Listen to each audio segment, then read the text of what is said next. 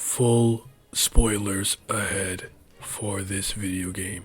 If you haven't played it and you don't want to be spoiled, please go look at my generalized video where I speak about it in a non-spoilery way, because we're diving all the way in today and I got no more preamble. Let's get right to it. My name is Detective Hemmings, codename Paperwork.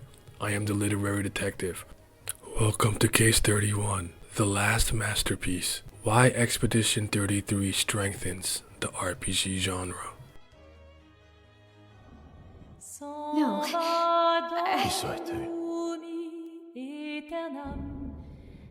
But he wanted to believe. You're going to die here. Why don't you just leave? You can always come back. The moment I leave, Papa will erase this canvas.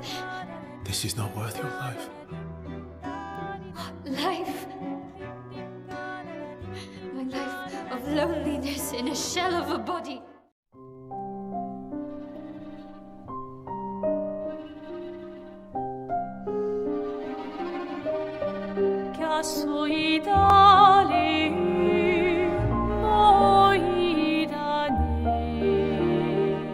Once a year, the paintress wakes. She approaches her monolith and paints a single number. And in that moment, everyone of that age, every person whose life has reached that specific milestone, simply ceases to be. They turn to smoke and petals, erase from the world as if they were nothing more than a stray brushstroke on a canvas. This is the haunting reality of Claire Obscure Expedition 33. We've seen many save the world stories in RPGs, but rarely one that feels this intimate, this inevitable, and this relentlessly beautiful. Developed by Sandfall Interactive, this game isn't just a surprise hit, it's a masterclass in how to evolve a genre many thought had peaked decades ago. Not I, but many do think that. Today we're diving into the exposition. We're looking at how its revolutionary combat, its surreal Belle Epoque world, and its deeply human characters come together to create one of the most phenomenal experiences in modern gaming. As a French speaker and someone who knows a lot about La Belle Epoque, I initially wanted to touch on all of these points, but maybe in another video. I am also planning on doing a group discussion for this game, so maybe there, but I want to just focus on the story, the ending, characters, music, visuals, and gameplay. Stroke that like button with your paintbrush, subscribe and hit Monoko's bell with a gradient attack. Let's hop right into it.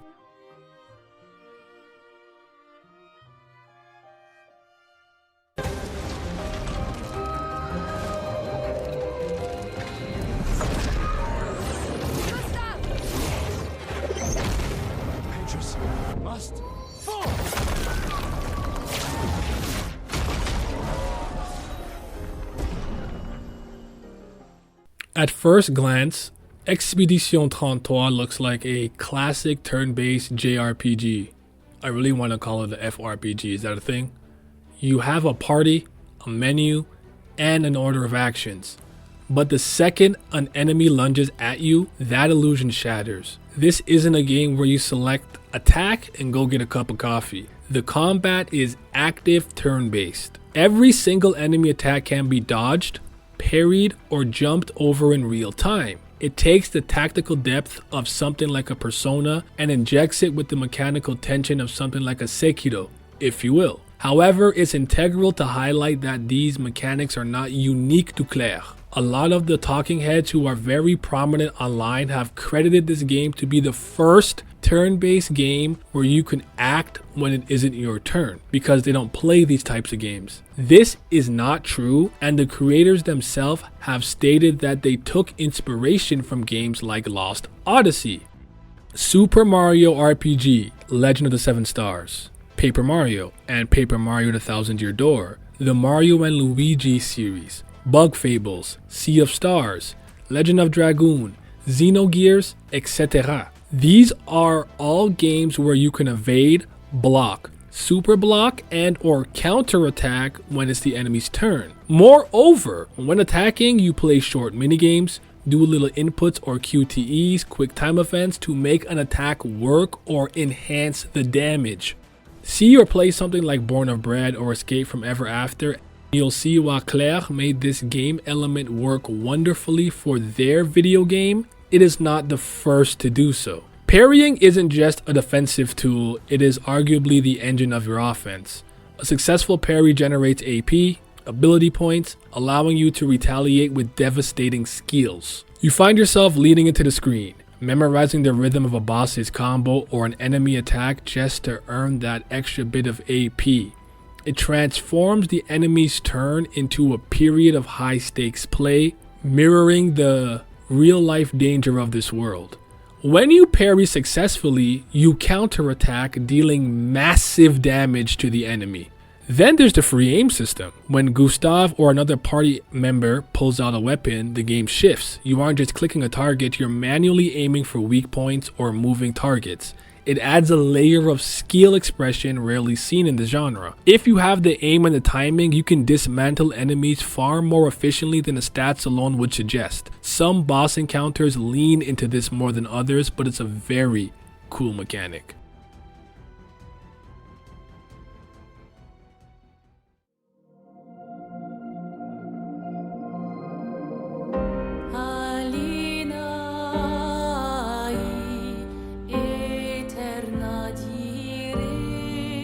The world of the continent is a surrealist dream inspired by La Belle Époque de France. But it's not just a backdrop, it's a meticulously designed RPG playground. The exploration feels rewarding because it's tied tightly to the Picto and Lumina systems. Unlike traditional gear systems where you just find copper sword plus 5, Expedition 33 uses Pictos, artistic designs you equip to gain perks. The genius here is the mastery mechanic. Use a Picto enough times, after 4 battles, and you unlock its passive bonuses permanently for the entire party. This creates a phenomenal gameplay loop where you search a secret path, discover a rare Picto, perhaps defeat an optional boss to get a rare Picto, master it, and suddenly your whole team is stronger because of passive effects. It encourages you to experiment with builds constantly. You aren't just leveling up stats, you're curating a gallery of powers. And when you factor in the chroma catalyst for weapon upgrades and expedition upgrades, the progression feels constant, meaningful, and most importantly, under your control. Expedition upgrades allow you to equip more Luminas. Do you know what it means to disappear into nothingness?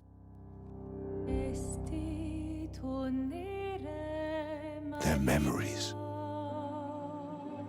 their dreams, their love for each other. We exist for as long as she wants. A game this beautiful needs a heart, and that heart belongs to the Expeditioners. Gustave is the wary anchor, an engineer with a metal arm who has spent his entire life preparing for a death he knows is coming. His gameplay reflects this. He's about overcharge, building up power to protect his family and friends. He represents the burden of leadership and the grief of the older generation watching the world fade. And he's my favorite character in this game. I cried when he died, and I cried again when explaining his death scene to my girl. He, to me, was the central pillar of optimism and preparation, but his realization that he's way in over his head was still profound to me.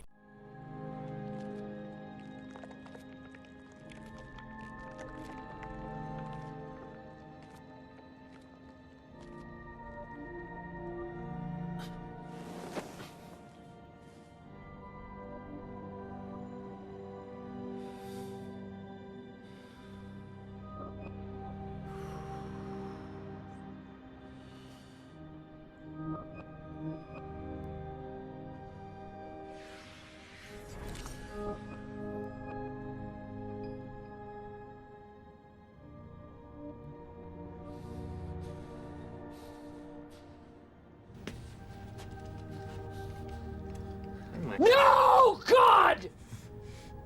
No, God, please, no! No! No! No! You do that, we both die.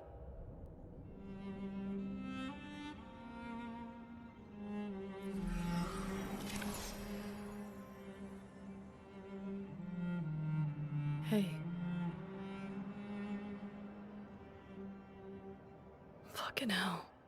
Maëlle is the true protagonist of the later arcs. Some might argue antagonist, but we'll get there. At the mere age of 16, she is significantly younger than the rest of the cast. A shy loner who views the expedition as her first and last chance to see the world. In combat, her stance system, switching from offensive to defensive and the high-skill virtuoso stance, is a perfect metaphor for her inconsistent but growing confidence, as teenagers tend to be unsure of themselves.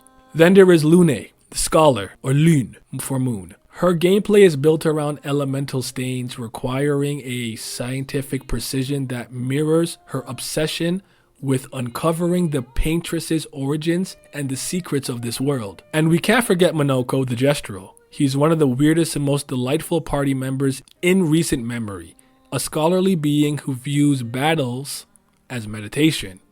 His Never on Foot collection, Neverons are the enemies that you fight in this game for the most part, mechanic allows him to transform mid-battle, adding a layer of wild unpredictability that keeps the combat fresh. His relationship with Verso is one of the best dynamics in the game. You leave me no choice then. Oh no. Think twice, Monoko. I have already thought about it thrice. Golgra, I demand a trial by combat. Do I have to participate? Please help me. Verso is a character I have many conflicting thoughts on. I will speak about him more later. I really like Eski and Ciel. I'm guessing her name means sky. Ciel is the most lighthearted in the group. Her gameplay is extremely cool, but she's a little reckless.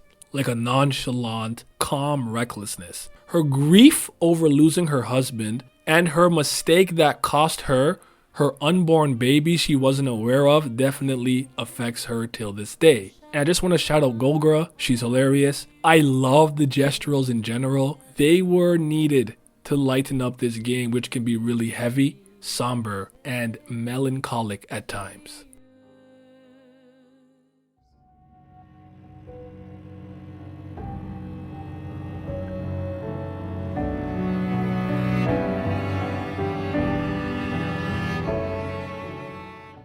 This is where the game moves from a great RPG to an artistic tragedy, a beautiful nightmare.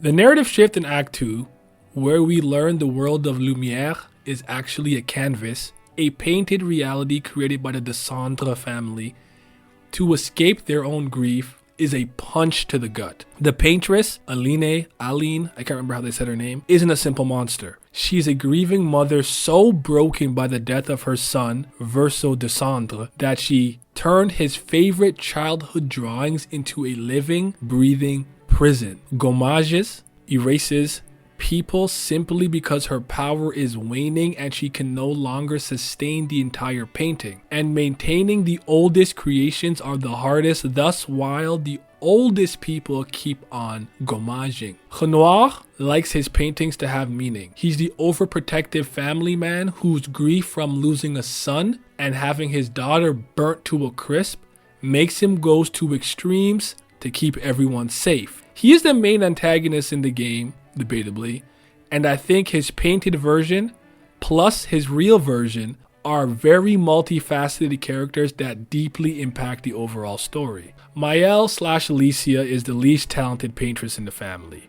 She was tricked by the writers that put her in danger, resulting in her being badly burnt and Verso dying, saving her life. The grief of that tragedy is what sets the story in motion. I would argue that none of these people are inherently evil nor trying to do bad, but the loss of a son and the burnt Alicia has fractured the family beyond repair, seemingly, and emotionally broken the mother, Aline, aka the paintress, leading her to go into Verso's canvas and the rest of the family trying to save her from herself. She and the rest of the family need to grieve properly together and face reality. I told you guys a slight lie earlier. There is another character that I would consider to be my favorite, but it's more accurate to say that she's the character that I think is the most intriguing. Clea Dessendre, eldest daughter. She is the rational one, acting with the cold ruthlessness to protect the family legacy, even if it means torturing the sentient, painted people. She represents the danger of duty without empathy. In the world of Clair Obscure Expedition 33, where the paintress marks the death toll of humanity with the stroke of a brush, every character is fighting for survival. However, Clea stands apart as perhaps the most intellectually and narratively provocative figure in the game. While others battle the paintress's creations, Clea battles the very logic of their reality. Clea's intrigue stems from her role as the scholar of the impossible. In a genre often defined by stoic warriors, Clea functions as the narrative's self-aware engine. She isn't just a mage or a support character. She is the lens through which the player understands the paintress's cycle. Her brilliance lies in her refusal to accept the rules of the expedition of Lumière of her world. While others are focused on how to reach the paintress, Clea is obsessed with the why. This intellectual defiance shifts her role from a mere traveler to a meta-commentator on the futility of their world's history. The most fascinating aspect of Clea is her war against the writers, or in the context of the game's lore, perhaps these are the very cosmic forces that dictate the inevitable failure of Lumière as a whole. Clea also represents the anomalous variable. Her pursuit of hidden, forbidden knowledge and her attempts to rewrite the destiny of a canvas suggest a character who realizes she is also trapped in a repeating script. By seeking to break this cycle, she isn't just fighting a villain, she is fighting the predetermined tragedy of the game's own narrative structure. Clea's unique perspective provides a perfect springboard for future content. A DLC or sequel centered on her could explore the chronological glitch. If Clea succeeds in breaking the brush, a sequel could deal with the fallout of a world without its master illustrator, a reality where the laws of physics and time begin to fray because the artist has been silenced. The perspective shift. Imagine a campaign played entirely through Clea's eyes, where the gameplay involves editing the environment or finding loopholes or portions in the paintress's reality to bypass the impossible odds, and the exploration of other canvases / the writers. Are all canvases connected? Is each painting that an artist put their heart and soul to its own individual world? Clea, similar to Gustave, is the heart and mind of Expedition 33 because she embodies the human spirit's refusal to be a footnote in someone else's history. She transforms the game from a standard quest into a profound exploration of agency versus destiny. In the war between the brush and the soul, Clea is the ink that refuses to dry. I truly believe all the aspects of the narrative structure and storytelling in this game to be a masterclass in how to tell a story. It's very well paced. I think the voice acting is phenomenal. The cinematography is magnificent. The characters are fantastic. The motion capture that was used was extremely well done. So it's gonna sound weird for me to say this.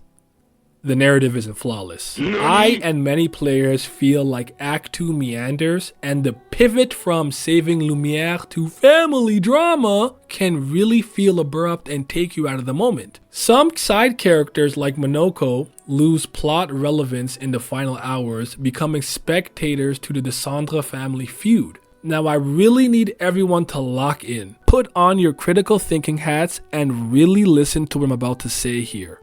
I agree with this criticism, but not in the way that you think, which will make sense momentarily. I believe as human beings who love storytelling, we naturally have concepts, writing elements, and literary tropes that simply do not resonate with us. For it to work, the creative team has to either really make it incredible or innovate with the concept. For example, some people hate time travel in stories.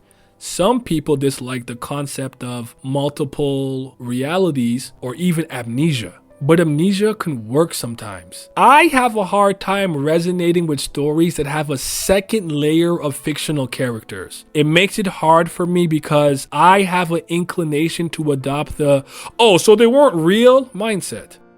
But this conundrum in itself is very interesting. What does it mean to be alive, to be human?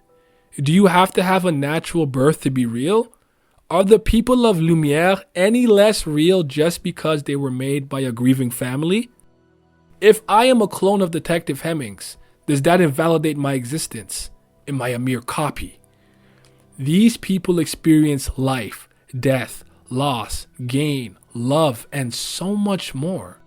Who are we to say they are merely fake?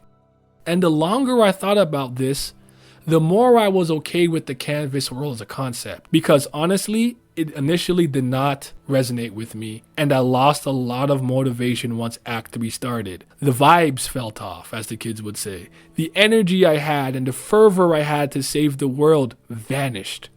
I didn't really understand what I was doing or really what I was fighting for anymore. Alicia and Maëlle went from one of my favorite characters to a character that I felt very disconnected from. So just like Verso, I was tired. However, I endured. I explored. I did the side quests, explored the optional places you don't have to beat the game, bonded with my party at camp, and eventually finished the main narrative. And the wrestling of this very concept is what I truly respect this story for. The game doesn't give you the answers. It trusts the player to come to their own conclusions. I don't know what I think anymore, but I am interested in the thoughts of the viewers. Do you view the life inside of the canvas as not real beings, just art on a page, or real as real life itself? They say life imitates art. I don't know if that's a profound statement that I can attach to what I just said, but for some reason that sentence feels very important here. Maybe it doesn't matter how we are made or come to exist, just what we do with that very life we are given. I see now that the circumstances of one's birth are irrelevant. It is what you do with the gift of life that determines who you are. The game concludes with a devastating choice that has split the community in twine. The Maëlle ending. You choose to preserve the canvas. Lumière lives, but it is a hollow, fake existence. Maëlle effectively becomes a new painteress, trapping Verso's soul in servitude to maintain a lie. It is the tragedy of denial. The Verso ending. You embrace reality and destroy the canvas. This results in the genocide of the friends and family you made along the way. Lune, Ciel, Monoko, Noko, Golgra, everyone in Lumière simply vanish. But it allows the real world family to finally grieve and move on. It is closure bought with blood. Neither ending is good. They are a reflection of the player's own philosophy on grief. Is a beautiful lie better than a painful truth? That is for you to decide. But if you are hung up on who is right or wrong, or simply who is more correct, I think you're missing the point. I could be doing the thing where I'm looking too deep for something that isn't there. But please bear with me for a moment. There was something that I learned right before the end game that made me side with Maëlle. I ended up watching Verso's ending on YouTube. It was a petty, selfish, and perhaps shallow reasoning on my part. Ladies and gentlemen, I love Gustave. Editor Hemmings here. I want you guys to understand how much Gustave resonated with me on a personal level. Listen to the 4th attempt of me trying to get in depth about his death scene. I just completely removed it. I literally can't get through it without fucking crying. And that takes us to the death of Gustave. I hate that every time I try to talk about this scene, I get so fucking emotional. Fuck! His death devastated me, and Verso could have saved him, and he chose to let him die because he thought he would get in his way of his plans to get Alicia/Maëlle out of the canvas. But I actually think he could have been the only person to convince her to leave if he had the chance to live. On top of the fact, I believe he was the only person capable of finding a middle ground. Finding a way where everyone compromises to a degree and no one loses everything. And Verso robbed him of that chance. And I resent him for that. So I chose to punish him and the last piece of Verso's soul to keep painting. Even though he really wants to die and stop living, I forced him to live. This was my revenge. And in that moment, I became the 5th painter. I want to do right, but because of my grief over Gustave's death and me wanting him back, I condemn Verso to a life he doesn't want. Whenever Mael dies or breaks emotionally/mentally, maybe he'll be free, but I see the player as the final painter. We have influence and decisions over this world, but like other painters, there are choices and things, even with all the powers we possess, we simply cannot change or influence. And that's when I felt the game was really speaking through the narrative and characters directly to the player. I don't blame Verso or think Verso was wrong for what he wanted and ultimately chose. But the ends justifying the means is not something that I believe in. I think how you do things matters just as much as the overall conclusion, and I ultimately see him as an antagonist. I don't see any member of this family necessarily as the antagonist. I think the grief and tragedy of this family, every single person has a part to play, and ultimately the whole family, in a sense, is the antagonist. I do not think Verso is poorly written or portrayed poorly. He is a brilliant character, in fact, but I hate him. I don't like him. He is a liar, a killer, and a manipulator. Someone who even killed a woman he loves because she found out a fraction of his secret. His ending actually resonates with me more. I think humans need to face reality, not hide behind escapism or substance abuse, so to speak. But if I am sad over the death of my wife and I start hitting the crack pipe and I decide to heal myself and get over the death and face it properly, I don't condemn a whole entire world to death. That is kind of the point I'm trying to make. Growing up is hard. It's not easy. Facing the truth is a difficult thing. And the way this game tells its story, as frustrating as it is to me at times, it really sticks with you. You ponder on it days after completing the game. And it challenges your views on reality, human nature, family, art, loss, and grief, which to me is so fucking powerful. I love this game. Despite the fact I'd probably rank the story as the weakest part of it and give the story an overall 7 out of 10, while everything else gets a 9 at minimum or a 10. But the structure and pacing and presentation of this story is absolutely chef's kiss.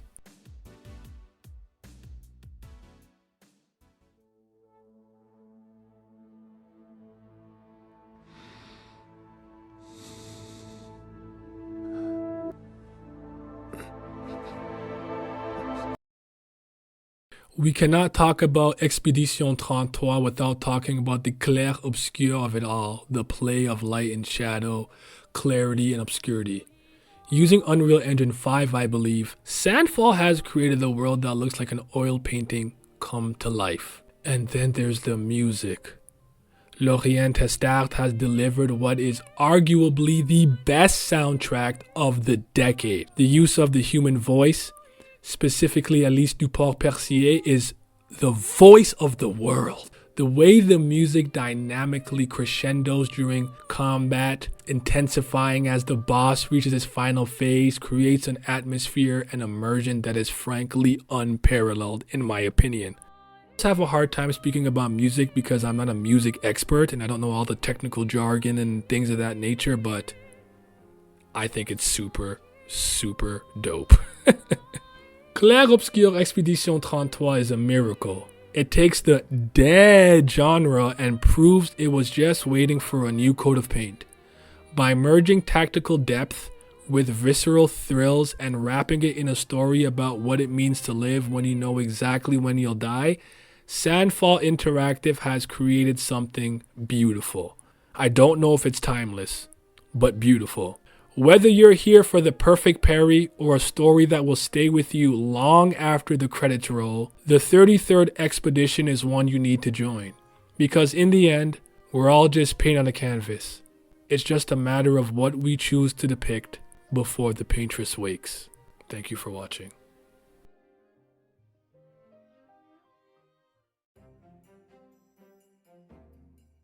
The truth is, I have a lot more to say about this game. So do not be shocked if I have another video coming out where I just kind of speak about all the miscellaneous things that I kept out of this video, like some of the lyrics I want to analyze. That all being said, consider this case solved.